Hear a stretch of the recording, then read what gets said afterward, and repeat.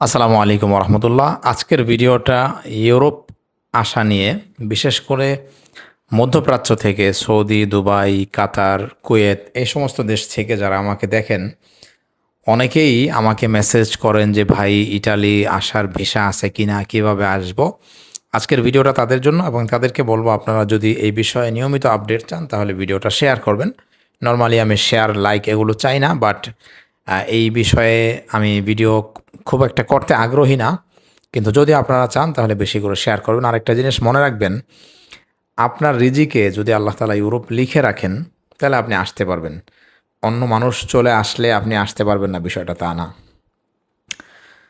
তো বিষয়টা হচ্ছে যে, প্রথম কথা এটা বলা জরুরি যে আমার মাধ্যমে কেউ ইউরোপে আসতে পারবেন না। আমি কোনো এজেন্সি না, বা ভিসা সংক্রান্ত কোনো কাজ সরাসরি আমি করি না, এবং আমি কোনো এজেন্সিকে রিকমেন্ডও করব না। আমি শুধু আপনাকে ইউরোপে আসলে কত সময় লাগবে, কি কি সুবিধা অসুবিধা আছে, এগুলো নিয়ে আমি কথা বলবো। স্পেসিফিক কোনো সাহায্য আমি আপনাকে করতে পারবো না। এর আগে আমি একটা ভিডিও করছিলাম যে আমার মাধ্যমে ইউরোপে আসতে কত টাকা লাগবে, সেখানে কিন্তু আমি বলি নাই যে আমি লোক আনি। আমি জাস্ট, আমার কাছে বারবার মানুষ রিকোয়েস্ট করে, সেইটা মানে কমানোর জন্য আমি ভিডিওটা করছিলাম, বাট ওইটার পরে আরও লোক বেড়ে গেছে। তো প্রথম কথা হচ্ছে, ইটালিতে যেই পরিমাণ লোকের আগ্রহ বা যেই পরিমাণ ভিসা বের হয়, সেই পরিমাণ ভিসা এখানকার যারা প্রবাসী আছেন, যারা এখানে থাকেন, তাদের আত্মীয় স্বজনের জন্য তারা কিনে ফেলেন। মনে করেন আমি এই কোম্পানিতে কাজ করি, এই কোম্পানি থেকে আমি 5টা ভিসা নিলাম, তখন আমার পরিচিত আত্মীয় স্বজন যারা 5জন, আমি তাদেরকে আনবো। নর্মালি এরকম হয়। অথবা আমি এই ভিসাগুলো বিক্রি করলাম, আমার কাছ থেকে আমার পরিচিত মানুষরাই যারা ইটালিতে আছে তারা কিনে নিল। ফলে অপরিচিত মানুষ বা কোনো এজেন্সি ভিসা বিক্রি করবে এই পর্যন্ত ভিসাটা যায় না। মানে রোমানিয়া, তারপরে ক্রোয়েশিয়া, তারপরে হচ্ছে যে আপনার আরও যে সমস্ত ইউরোপের ছোটোখাটো দেশ আছে, ওই দেশগুলোতে যেমন এজেন্সি কাজ করে, ইটালিতে আমি দেখি নাই কোনো এজেন্সি কাজ করে। কারণ এজেন্সির পর্যন্ত ভিসাটা তখনই যায় যখন স্থানীয় লোকেরা ভিসাটা না নেয়। বাট এখানকার ভিসা আমি স্থানীয় লোকদেরকেই দেখছি, তারাই নিয়ে নেয়। ফলে আর এজেন্সি পর্যন্ত যায় না। এই জন্য আমি বলবো যে আমাকে দয়া করে ভিসার জন্য কেউ রিকোয়েস্ট করবে না। অনেকে আমাকে রিকোয়েস্ট করে, বলে যে ভাই আপনি একটু চেষ্টা করে দেখেন।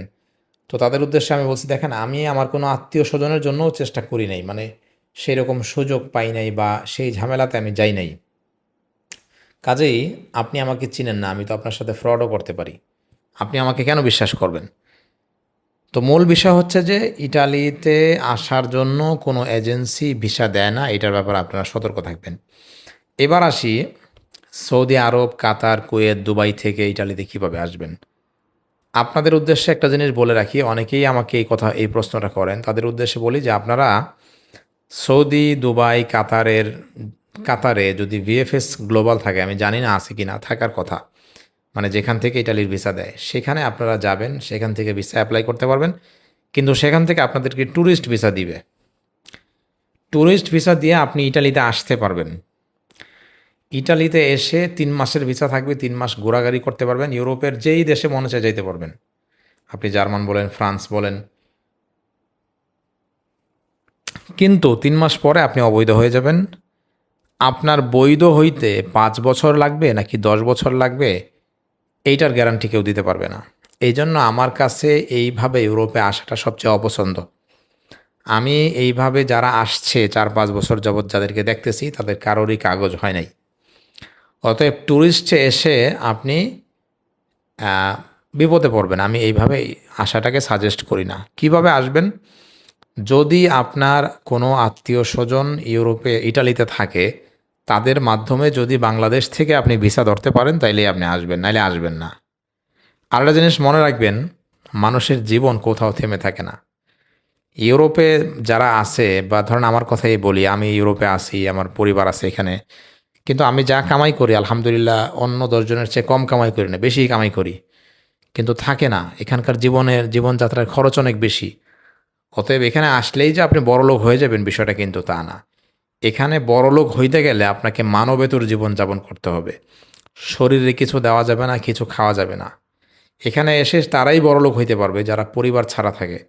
আরেকটা জিনিস তো আপনারা জানেনই যে ইউরোপে পরিবার থাকা ছাড়াটা কতটা কঠিন, বা যে কোনো পৃথিবীর যে কোনো জায়গায় পরিবার ছাড়া থাকাটা তো অনেক কঠিন।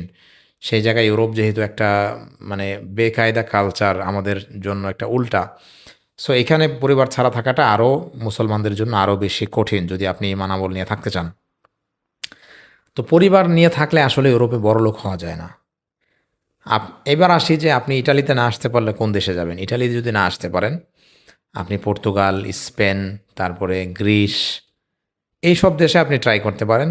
হ্যাঁ, বিশেষ করে রোমানিয়া, এখন হয়তোবা রোমানিয়া একটু কড়াকড়ি করতেছে। মালদোভা আছে, ইস্তোনিয়া আছে, বিভিন্ন রকম ইউরোপের ছোট ছোট দেশ আছে। ওই দেশগুলোর জন্য আপনি ট্রাই করতে পারেন। ওই দেশে অনেক এজেন্সি আছে, তারা কাজ করে। আপনাদের পরিচিত যারা সৌদি, দুবাই থেকে ওই সমস্ত দেশে গেছে, তাদের সাথে আপনারা কথা বলতে পারেন এবং আপনারা যোগাযোগ করে ওই সমস্ত দেশে যাইতে পারেন। এখন বলবো মূল কথাটা। এখন বলবো যেই ভুল করার কারণে আপনার ইউরোপের জীবনটা হুমকির মধ্যে পড়তে পারে, সেটা হইল বাঙালিরা রোমানিয়াতে যায়, রোমানিয়াতে যায় চালাকি করে ইটালিতে ঢুকে যায়, নিজেরে মহা চালাক মনে করে।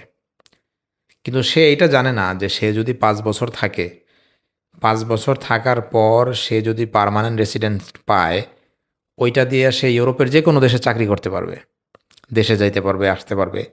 কিন্তু রোমানিয়াতে যায় বা ক্রোয়েশিয়াতে যায় পলায়া ইউরোপ, জার্মান, ফ্রান্স, ইটালিতে আসার কারণে সে আর 10 বছরেও দেশে যাইতে পারে না, নিজের পায়ে নিজে কুড়াল মারে। একটা জিনিস মনে রাখবেন, ইউরোপের যত গরিব দেশে আপনি যান, যত ছোট দেশে আপনি যান, আপনি কিন্তু মাসে লাখখানিক টাকা ইনকাম করতে পারবেন। তো সেইখানে যদি আপনি 10 বছর থাকেন, 10 বছরে ইউরোপের সব দেশই নাগরিকত্ব দেয়। 10 বছর কিন্তু খুব বেশি সময় না। আপনি যদি 25 বছর বয়সে যান, এই 10 বছরের মধ্যে আপনি দেশে যাওয়া আশা করতে পারবেন। 35 বছর বয়সে আপনি ইউরোপিয়ান হয়ে যাবেন। সেই পাসপোর্ট দিয়ে আপনি অস্ট্রেলিয়া বলেন, ফ্রান্স, জার্মানি, ইউকে, কানাডা, যেইখানে মনে চায় সেখানে যায় আপনি সেটেল হইতে পারবেন, সেখানে যায় আপনি কাজ করতে পারবেন। কিন্তু এই যে চালাকি করে যারা বিভিন্ন দেশ মানে ঢুকে এক দেশে চলে যায় আরেক দেশে, এই চালাকের কিন্তু গলায় দড়ি হয়, তার জীবন ধ্বংস হয়ে যায়।